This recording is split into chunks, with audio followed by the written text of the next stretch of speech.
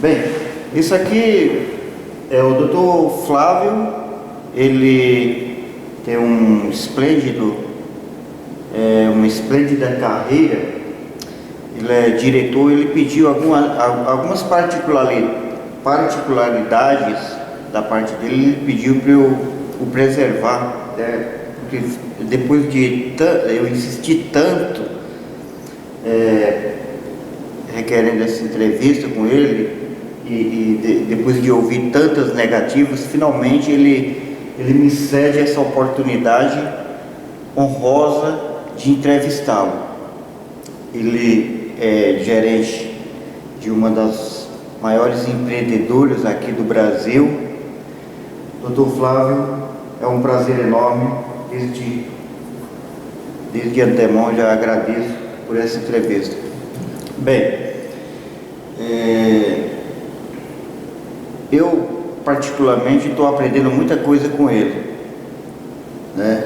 Inclusive o meu chefe tem como chefe ele, né?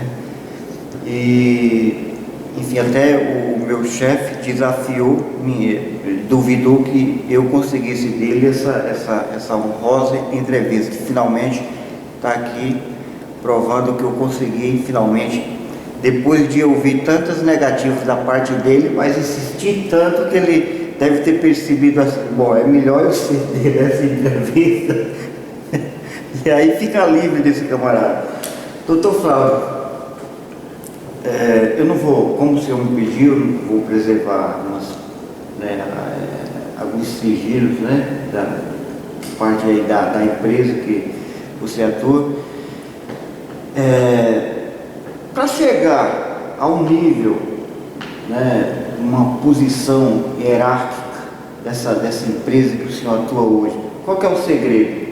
Qual que é a receita? É difícil dizer qual que é a receita, né?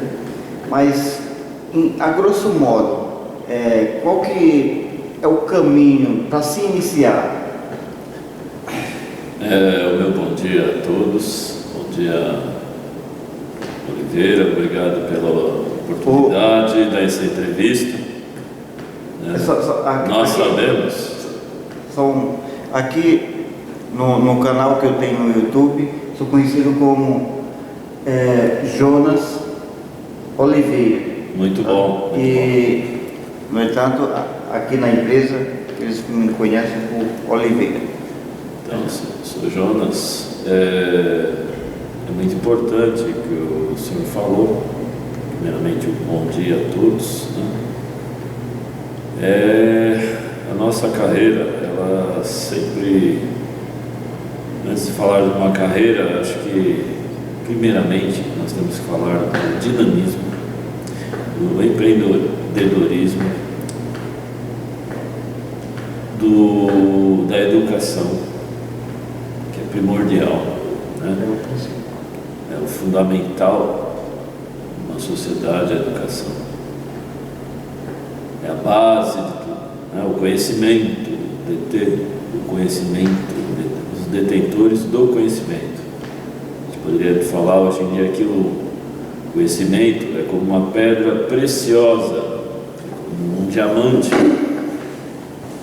que muitas vezes tem que ser escavado bem lá no profundo da terra, para que ele seja exposto, né, a esse mundo, né, de uma forma que o brilho dele ofusque, né, a todos. Então é o seguinte, eu fiz essa metáfora para mostrar que realmente, que com o trabalho, dinamismo, né, o conhecimento da matéria em si, é a base de tudo. É a base de tudo. O que nós estamos fazendo aqui, a verdade é essa. O que o ser humano, desde a época, né, nós estamos falando de uma empresa de construção. O ser humano, há milhares de anos atrás, ele vivia em cavernas, né, rusticamente. Essas cavernas serviam para proteger ele dos animais ferozes, né? contra a intempérie do tempo, contra o frio, contra o fogo. Eram os meios que eles se valiam para se abrigar, eram as cavernas. Exato. Então, os homens, sempre eles, devido às intempéries, eles sempre buscaram meios de se proteger. Isso desde a antiguidade. Então, o homem em si, ele tem uma gana dentro dele, que seria o quê? Dar continuidade à espécie, né? Então eles coabitavam com suas companheiras naquelas cavernas onde se abrigavam e aumentavam a sua prole, né? E desta forma que eles buscavam alimento, a proteção de um ambiente para eles. Nós vemos hoje em dia, desde esses primórdios, que o homem se desenvolveu muito, só que ele esqueceu de onde ele veio. Por isso que eu defendo a tese que o homem ele tem que progredir, ele tem que ter o progresso, tanto social como material e espiritual, no conhecimento. Ele tem que desenvolver meios, exatamente, se capacitar para que ele desenvolva meios onde ele possa construir, assim como no passado, formas, modelos que não prejudiquem o meio ambiente, né? Isto nós temos muitos e muitos arquitetos, engenheiros que trabalharam nesta tese, né? Eu poderia citar o nosso excelentíssimo brasileiríssimo Oscar Niemeyer, né? Ele desenvolvia projetos que não ofendiam o meio ambiente, estavam sempre de acordo com a natureza, e muitos outros eu poderia citar, mas daqui, como nós precisamos e temos que ter esse fundamento, porque são para as nossas gerações futuras, né? Exatamente. Eu não vejo a matéria-prima como uma coisa morta. A matéria-prima ela é retirada do meio ambiente, muitas vezes de uma forma inadequada, com agressão. Nós temos que saber que a natureza, quando a gente a agride, ela se volta contra nós mesmos. É o que está acontecendo. Exatamente. Né? A falta de chuva, a escassez. Exato. Né? Essa questão da água. Essa questão da água. Hídrica, né? Se convencionou se chamar crise hídrica, né, aqui em São Paulo. Exato. Deveu-se esse grande desmatamento, né? Esse grande desmatamento do estado de São Paulo, devido a queimadas, a plantação de cana, essa famigerada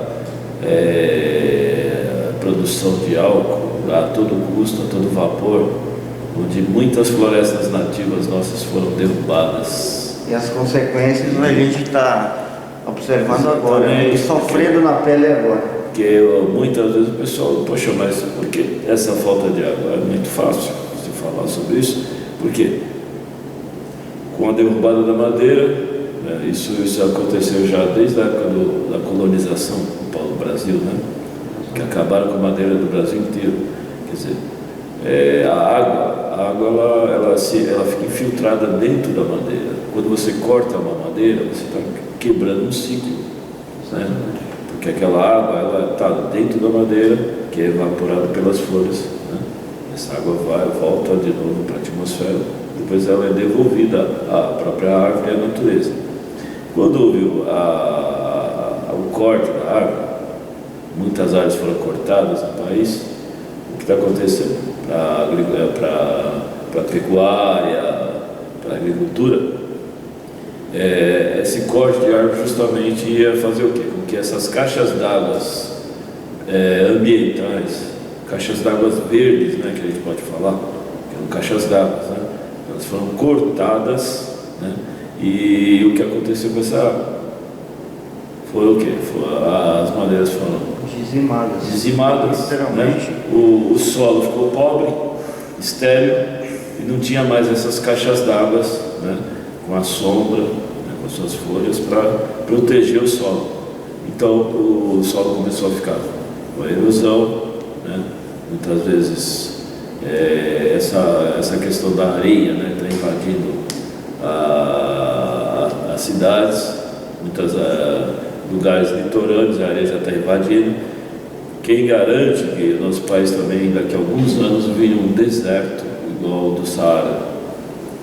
Foi o fato de, inclusive eu estava lendo ontem na internet, que essa crise hídrica agora foi uma tragédia anunciada, porque os ambientalistas há 10 anos atrás já previam, né? Eu estava lendo ontem, e aí quer dizer, cabia às autoridades tomar providência, o que não foi feito, né? Então, lamentavelmente,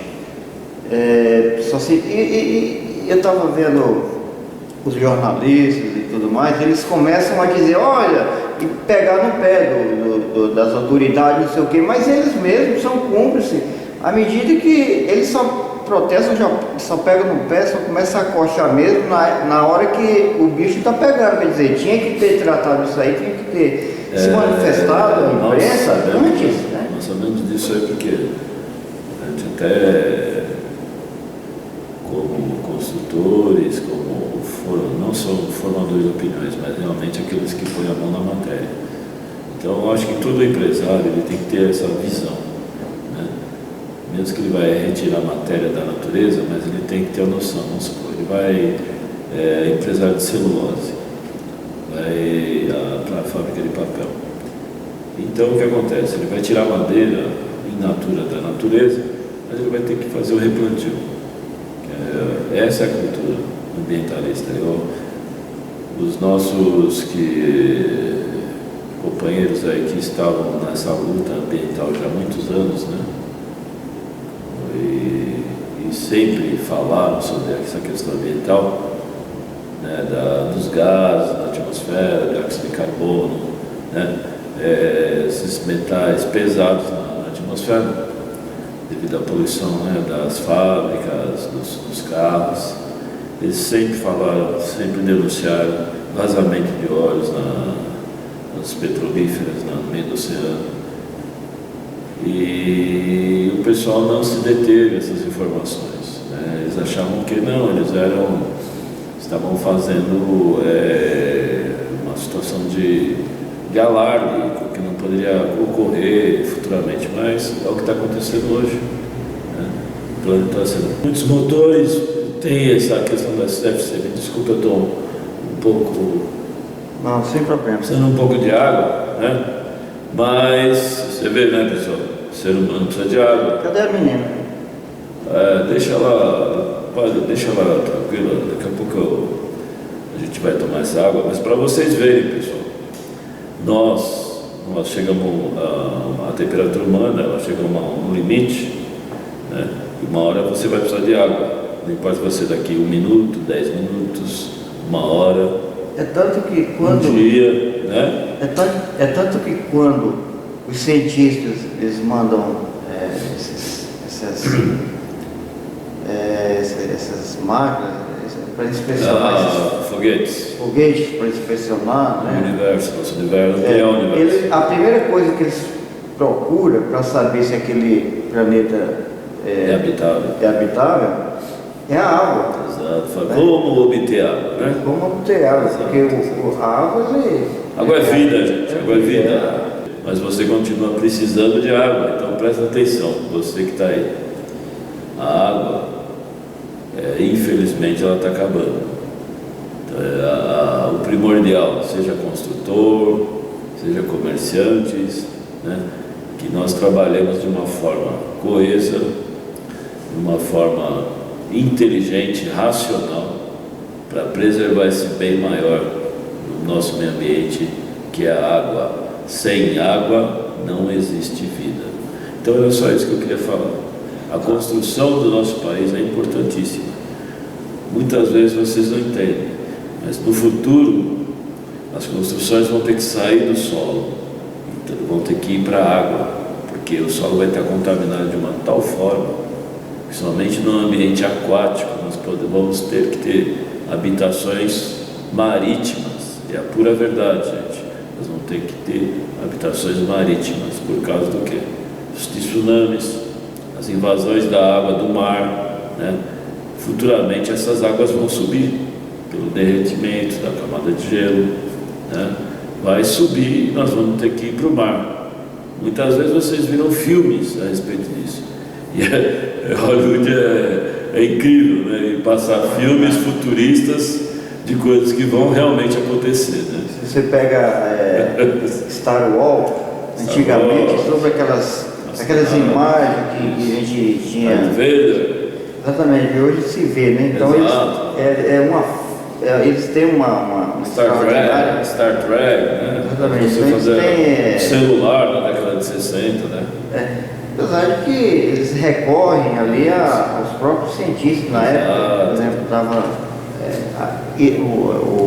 essa coisa da internet, de computação, naquela época para a gente era uma coisa obscura, uma coisa oculta, mas isso já existia há muitos anos. Eu posso falar a vocês o seguinte, que nem tudo que a gente está vendo hoje é de última geração. Muitas vezes você, no Brasil é a última geração, um celular de última geração, uma TV de última geração. Pode ter certeza que nesse momento está em outros países, né? Detentores, né? Tecnologias que nós nem sabemos ainda. Eles têm equipamentos que vocês não têm nem ideia, tá? Só para finalizar, a pergunta que não quer calar. Inicialmente, na nossa entrevista, eu perguntei qual que é o senhor é formado em administração. Administração, engenharia, arquitetura, história, filosofia.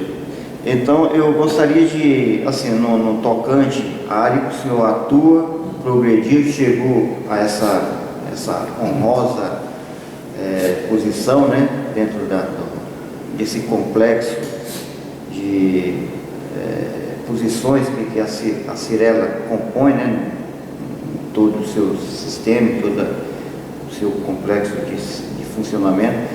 Qual que é a receita assim, para um jovem que está iniciando hoje? Vamos partir desse pressuposto que a pessoa tenha lá uns seus 20 anos. Meu filho hoje está com 18, 19, já vai fazer 19 anos. Qual que é como que ele deveria iniciar? O senhor explicou que seria o conhecimento. A receita é simples. Buscar o conhecimento. A receita é simples. O sentir, o ouvir, o tato, você vai estar preparado, sabe, para desenvolver, seja em qualquer área, até na nossa área, que é primordial, né? Você construir espaços, tá, que não agridam o meio ambiente, onde você esteja inserido. Essa é a inserção, né? O homem tem que estar inserido. Sem a inserção, ele não vai conseguir. Também está acabando já o espaço do meu cartão. Então, eu gostaria de agradecer muito ao senhor. Muito obrigado, Oliveira. Obrigado pela oportunidade que tu me deu. Tá? Obrigado, eu que agradeço. Vamos desenvolver projetos ambientalistas, porque a coisa mais bonita que tem é ver o ser humano bem de saúde e bem de mente. Obrigado. Então, encerra aqui essa nossa entrevista, essa prazerosa entrevista com o gerente, nada mais, nada menos. Eu não vou dizer qual que é a construtora que ele me pediu, mas ele é gerente aqui do estado de São Paulo, dessa empreendedora. Eu agradeço a todos por ter visto essa entrevista, espero ter ajudado de alguma forma, e foi um prazer enorme aqui estar com o seu Dr. Flávio. Eu que agradeço, um bom dia.